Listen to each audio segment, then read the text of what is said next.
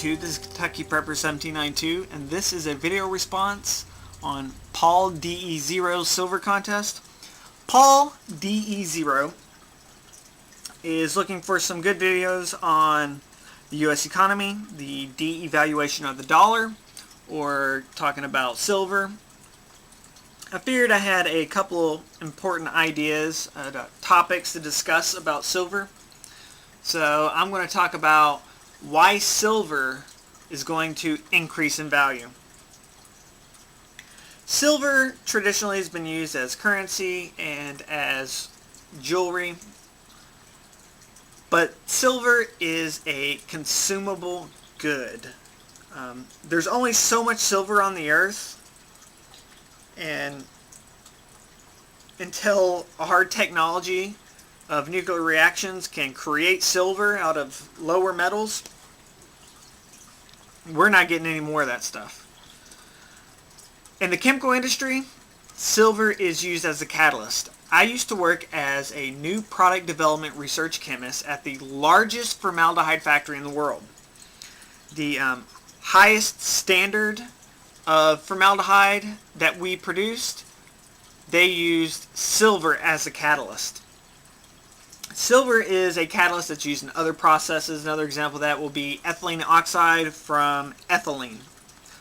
Ethylene oxide is used in everything from the production of polyester, like clothes you're wearing, polymers, antifreeze and coolant, your polyethylene glycol, your PEG.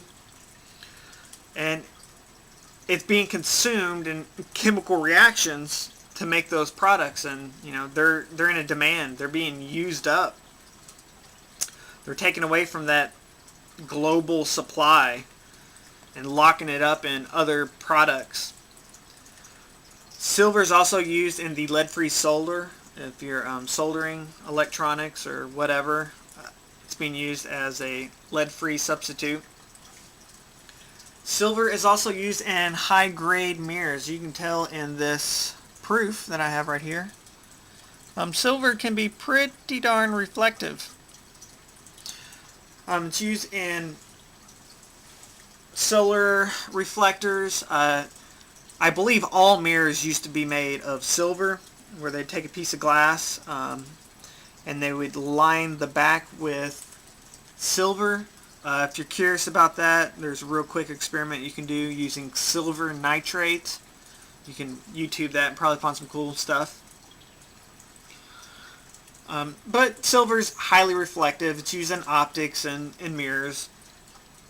It's even used in nuclear reactions. I don't know a lot of the details about that because I'm not a nuclear physicist, but it is used in that process.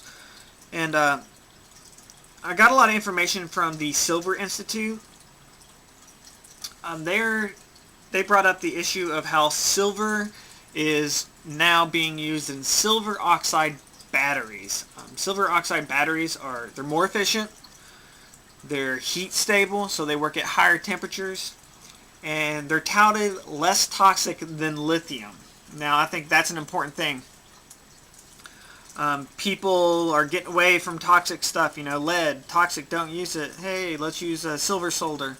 Lithium, that stuff is not good for you. The only other use of lithium that I can think of is lithium dibromide when it comes to the body. And that's what they give crazy people when you hear that they're on lithium. Stuff's nasty. Silver is used in electronics, televisions, telephones, and microwaves. A computer keyboard, so when you press that button and it comes in contact with another surface, they use silver for that.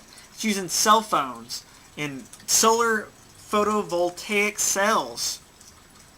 Silver is very important to that process.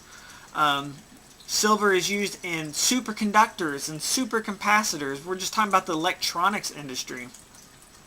Bearings that need low friction at very high temperatures use silver. Usually they will coat silver around stainless steel ball bearings so they could use in, say, a jet engine because it has low friction at high temperatures. So it has a lot of unique properties. And a very interesting fact that I got off the Silver Institute The automotive industry uses 36 million ounces of silver each year. That's 36 million ounces of silver that are not ever going to be used for currency. So if you just think about that and how much silver there is in the world and how much we're taking away from the supply into products that are just being dispersed in very numerous ways, for the most part, we're not getting that stuff back. Medicine uses a lot of silver products in, like, say, bandages, creams, and ointments. They're putting them in catheters and ventilation tubes because they're finding out that it has a lot of antibacterial properties. Pretty common still, although they're going towards digital. The silver halide x-rays are still very popular, and that's used in the development of the x-rays. So I want to keep this video short, but I just wanted to give you some food for thought on why silver is going to go up in value. There's only so much of it, you know, only so much of it exists. And as you take away from that supply, even if there's like a stable demand, which there's not, because, you know, the world all over is getting more and more industrialized, the value is going to go up. And right now, as cheap as silver is, I started collecting silver when it was about $15 an ounce, and now it's $30 an ounce. I've got my investment. So get out there, stack that silver up high. If this economy does collapse, which I'm hearing a lot of people and a lot of mainstream sources really talking about how, you know, our economy is headed for doom. You know, the people with silver, the people with gold are going to be at an advantage. Don't give that stuff up. That's yours. So, just some food for thought to think about when it comes into buying silver. There's only so much of it, and a lot of it is being consumed. So this is Kentucky Prepper 1792 signing off. Remember to put God first, love your neighbor, and never stand down to evil. And I'm going to add a little thing on top of that. Go to paulde0's channel and just check him out. So, have a Merry Christmas. Thanks for watching. God bless you.